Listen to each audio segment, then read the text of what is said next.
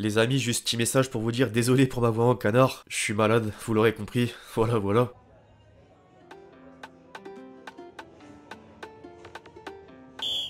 Il arrive, l'équipe, j'espère que vous allez bien aujourd'hui. Suite de la série transfert, l'Euro 2024 touche déjà au but et le mercato estival entre dans une phase où le gros des officialisations commence à donner un avant-goût de la saison prochaine, comme le transfert de Mbappé au Real Madrid. Le Kicks va enfin poser avec la tunique blanche. En parlant de tunique blanche, la vente des maillots floqués au nom de la Star Tricolore bat déjà des records. Le numéro 9 a réalisé 4,5 fois plus de ventes que Bellingham un an en arrière, et l'effet Mbappé est d'autant plus marqué par le sold out du Bernabeu en 24 heures pour la présentation de mardi à midi pétante. 80 000 spectateurs seront présents au stade. D'ailleurs, si certains veulent savoir quand seront lancées les hostilités, le capitaine des Bleus commencera à s'entraîner avec le Real Madrid le 6 août prochain. Il jouera la finale de la Super Coupe d'Europe 8 jours plus tard contre l'Atalanta. Bref, je fais pas blablater plus longtemps les amis, je vous demande juste un service, le même que d'habitude, à savoir évidemment éclater le compteur de j'aime. Vous savez à quel point c'est important et d'autant plus sur la série transfert. Merci à tous ceux qui le feront.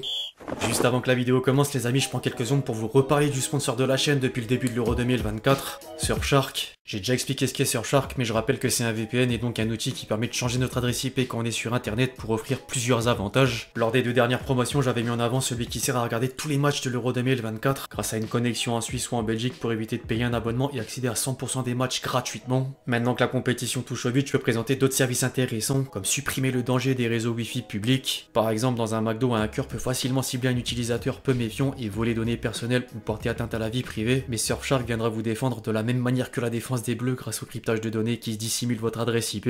Outre la sécurité sur internet, le changement d'IP peut réduire le coût de vos voyages. Les réservations de billets de train, de vol, d'hôtel ou encore de location de voiture peuvent vous revenir moins cher. Par exemple, pour baisser le prix d'un billet d'avion de la France vers la Thaïlande, il suffit d'aller sur Skyscanner avant d'accéder à la version locale du site et le prix sera systématiquement plus bas. La démarche est d'ailleurs valable chez d'autres sites de comparateurs de prix pour d'autres usages. Voilà, je vous invite vraiment à utiliser le VPN Surfshark. Vous avez un bonus de 4 mois gratuits supplémentaires grâce au code LEXCITY et il y a même une politique de garantie de remboursement de 30 jours si certains veulent un test avant de prendre un abonnement. Le lien est en description ou en commentaire épinglé. Merci à eux d'avoir sponsorisé la vidéo. On peut désormais reprendre.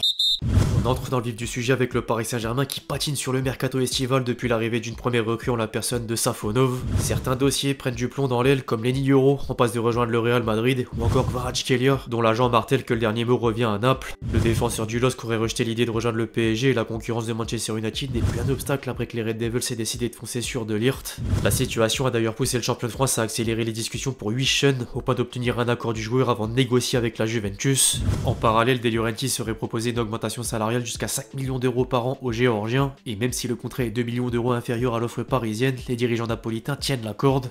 La presse italienne indique que Naples a refusé 200 millions d'euros pour le duo Kvaratskhelia-Osimhen avant d'écrire que le premier est jugé intransférable. Par contre, la porte reste ouverte concernant le second, d'autant que Colomani pourrait déjà quitter la capitale française à cause d'une série de mouvements entre écuries européennes. Morata prend la direction de l'AC Milan et l'Atlético Madrid ferait de l'ancien Nantais une priorité. Du coup, rien n'exclut un retour au premier plan du Nigérian. La rumeur Yamal vient quant à elle de refaire surface. L'agence EFE, équivalente de l'AFP en Espagne, confirme que le Barça a poussé un chèque de 250 millions d'euros pour la pépite de saison, et le Parisien ajoute d'une autre part que Laporta ne voulait pas être celui qui a vendu le prochain Messi. Au milieu, ensuite, João Neves figure toujours en haut de la liste. Les médias portugais rapportent même que le PSG a passé la seconde et tente de convaincre Benfica de le céder pour moins de 100 millions d'euros jusqu'à étudier un échange de joueurs dans l'opération. En cas d'échec, Fabrizio Romano affirme que l'un des plans B s'appelle Kimmich. Au rayon des potentiels départs, Ugarte est de plus en plus proche de Manchester United. L'Arabie Saoudite manifeste encore un intérêt pour Marquinhos et les chances d'un transfert seraient plus importantes que l'été dernier. Al Ittihad viserait d'ailleurs d'autres grands noms dont Aouar, Diaby ou encore Casemiro. En parallèle, Fabian Ruiz a confié aux Parisiens l'envie de poursuivre en rouge et bleu pour atteindre des objectifs sous Luis Enrique. En dehors de Paris, les clubs français parviennent quand même à dominer une part de l'attention. L'OM a repris les entraînements et Deserbi profitait d'une première apparition en conférence de presse pour définir les ambitions en termes de recrutement et de résultats. Je cite: Pablo et Mehdi m'ont pas promis des choses impossibles, mais on va beaucoup travailler. L'équipe devrait beaucoup changer et c'est normal car un entraîneur arrive avec ses envies et ses exigences. Le club me soutient depuis le début. On veut une équipe forte avec une identité marquée sur le terrain. Ce sera ma responsabilité de donner une identité de jeu. On veut des joueurs qui ont conscience de ce que c'est de jouer à Marseille. Je ferai toujours mon travail en respectant la politique du club, mais je veux de la personnalité dès le premier match amical. Avoir un joueur aujourd'hui, c'est pas pareil que de l'avoir le 20 août au niveau technico-tactique. Je cherche pas d'excuses, mais moi je veux un projet sur 2, 4 et même 10 ans dans dans un club, je veux faire un projet sur le long terme, je veux remettre l'OM à la place qu'il mérite, c'est-à-dire au sommet et à lutter pour les titres. Le club olympien a déjà enregistré 2 arrivées et s'apprêtait à en rajouter 2 autres, mais les dossiers sont en suspens à cause du maire de Marseille. La bande à Longoria était sur le point de récupérer Youssef Attal libre de tout contrat avant que Benoît Payan ne jette un froid au micro de Radio JM par rapport à la condamnation pour provocation à la haine du joueur en début d'année. Le schéma est un peu le même à propos de Greenwood. Les dirigeants marseillais avaient avancé la piste jusqu'à s'entendre avec les différentes parties, avant que l'homme à la tête de la ville ne pointe du doigt les accusations de violence conjugale du joueur dans les colonnes d'RMC.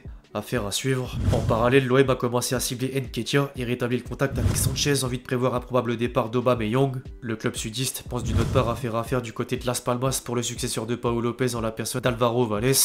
Chez l'autre olympique, John Textor met la main au portefeuille. L'OL a annoncé les signatures de Niakate pour près de 32 millions d'euros avant de poser 8 millions d'euros sur Abner Vinicius. Le président lyonnais s'est également offert Almada pour 19,5 millions d'euros, mais l'Argentin devrait rallier Lyon en janvier prochain après quelques mois à Botafogo. Dans le sens des départs, le club rhodanien veut vendre Koumbedi entre 8 et 10 millions d'euros, alors que les pourparlers continuent pour le transfert de Cherki à Dortmund. Après l'arrivée de Ndombele libre et la vente de Kefren Turam à la Juventus pour un montant de 25 millions d'euros, Nice convoit Tidem Menji en vue de succéder à Todibo. Francaise voudrait d'une autre part récupérer un ancien Lençon, la personne de Klaus. Mon Lens, justement, a vendu Buxa 4 millions d'euros à Midtjylland et s'intéresse à Alexis Flips, dont l'avantage est de connaître Will Steele grâce au passage de 3 ans à Reims entre 2020 et 2023. Par contre, le Racing peut dire adieu à Miko Tadze. L'équipe a révélé que le Géorgien va signer à Monaco pour 25 millions d'euros et Fabrizio Romano lâchait le Here We Go dans la foulée. En parallèle, le club du Rocher est en passe de perdre Youssouf Fofana qui s'est mis d'accord avec l'AC Milan. Du côté de Rennes, Massara vient de promettre un mercato estival à la hauteur des attentes pour garder une équipe compétitive malgré l'absence de Coupe d'Europe la saison prochaine. Le nouveau directeur sportif du Stade Rennais avait déjà une surface financière importante et le budget monte encore d'un cran grâce au transfert de Lefebvre à la Roma pour 23 millions d'euros. Le club breton s'apprête d'ailleurs à investir 15 millions d'euros sur Albert Grandbeck. Dans le reste des informations autour de la Ligue 1, Strasbourg devrait obtenir le prêt de Caleb Willy en provenance de Chelsea qui est sur le point de l'acheter 10 millions d'euros. Lille a enfin officialisé l'arrivée d'Ethan Mbappé, alors que Saint-Etienne a récupéré Abdelhamid et Benold libres de tout contrat, en plus de s'attacher les services de David Tachvili pour 6 millions d'euros. À l'étranger, les cadres européens sont plus qu'actifs sur le mercato estival, à l'image des 2 géants d'Allemagne. Le Bayern a déboursé 60 millions d'euros pour arracher Olise à Crystal Palace et boucle enfin l'arrivée de Palinha pour 10 millions d'euros de moins. Les dirigeants bavarois sont également passés à l'action concernant Désiré Doué avec une offre de 35 millions d'euros que Rennes a refusé d'office. Le plan B en cas d'échec s'appellerait Xavi Simons. Le Paris Saint-Germain a du retard, mais RMC indique que la bande à Nasser Al-Khelaifi va bouger dans les prochains jours. En parallèle, Dortmund a recruté Anton pour 22 millions d'euros. En Espagne, Mundo Deportivo rapporte que le transfert de Nico Williams au Barça n'est plus qu'une question de temps. Le club catalan devrait lever la clause libératoire du joueur à l'issue de l'Euro 2024. Le Real Madrid pense d'une autre part à Diogo Costa face à l'envie de départ de Lunin, alors que l'Atlético Madrid a entamé des discussions avec Walter Benitez. Outre-Manche, Arsenal travaille toujours pour venir à bout du dossier Calafiori après avoir obtenu un accord avec le joueur. Manchester United s'est vu refuser une offre de 53 millions d'euros par Everton pour Jarrad Branthwaite, mais touche enfin au but à propos d'Izirzi grâce à un chèque de près de 40 millions d'euros. Chelsea s'offre Renato Vega pour 14 millions d'euros en même temps de s'intéresser à Adeyemi. Brighton a posé 30 millions d'euros pour mettre la main sur Wiefer.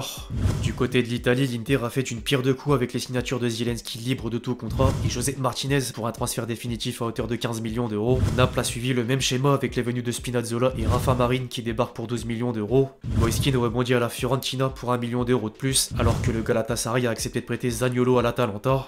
Quant au reste des officiels, Wolfsburg a déboursé 18 millions d'euros pour s'offrir Amoura.